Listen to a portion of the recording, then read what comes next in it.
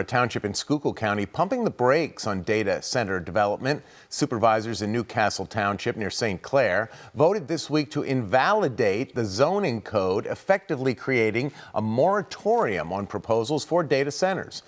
Action 16's Stacey Lang joining us now with the story. Stacey. Yes, Scott, many of the people most outspoken against a reported data center in Castle Township are actually from the next town over, saying the borough of Frackville would be disproportionately affected by it. Last night, Castle Township supervisors heard their calls. With a population of just over 400 people, this kind of crowd at the monthly Castle Township supervisors meeting seems impressive.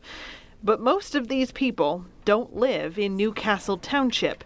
Many of them live about 5 miles north in Frackville, including Bernie Karpovich, who owns a home on West Laurel Street. A lot of walkers walking down the street, taking their dogs for a walk, and very quiet and peaceful right now. Bernie's home borders a piece of conservation land that serves as a buffer between town and Interstate 81. And is among the latest sites being eyed by data center developers. But while Bernie's home and all the others in the neighborhood are in Frackville or Butler Township, the land being looked at for a data center is in Castle Township. Yeah, it's a very unfortunate fluke of old land management, really. And that is something that just seems very unfair. Ryan Twardzik is one of Bernie's neighbors. He's part of an effort called Save Frackville, with the goal of stopping the potential data center before it even gets off the ground. You have in this area residential neighborhoods, a nursing home long-term care facility, and a Schuylkill Technology Center high school. For the past 2 months, Twardzik and his neighbors have pored over maps and plans, reimagining their own plans for the place they call home. The nursery that we're planning overlooks exactly where this is going to go. So all of the noise, all of the sound, especially at night, it's going to be lit up like an airport, and it's like what kind of quality of life is our daughter going to have overlooking what was supposed to be the beautiful mountain that's now going to be a giant data center. The fear of the data center looms large over Frackville.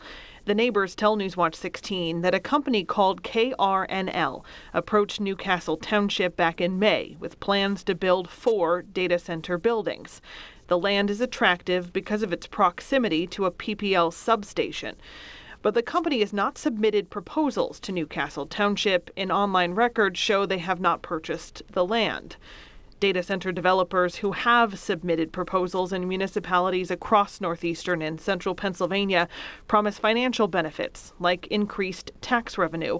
But the folks in Frackville say they won't see those benefits. They'll only see the data center. I mean, understandably, it could be a big financial benefit, but people have been willing to hear us out. I know that they have responsibility to their people, which I think is good, but because of the proximity of the proposed data center to our town, they are sympathetic and they have heard us out, but it's our job to keep pushing them. And that is what brought them to the Castle Township building Tuesday night.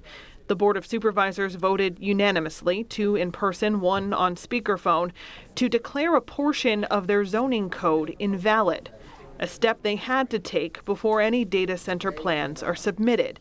The vote gives the township about 6 months to create a fix in its zoning code that accommodates data centers, which is required by law, but also accommodates the people who call this part of Schuylkill County home. It helps buy time, and it helps everyone really be able to consider properly how to redo stuff, how to rewrite things, how to really look at their zoning and update that properly.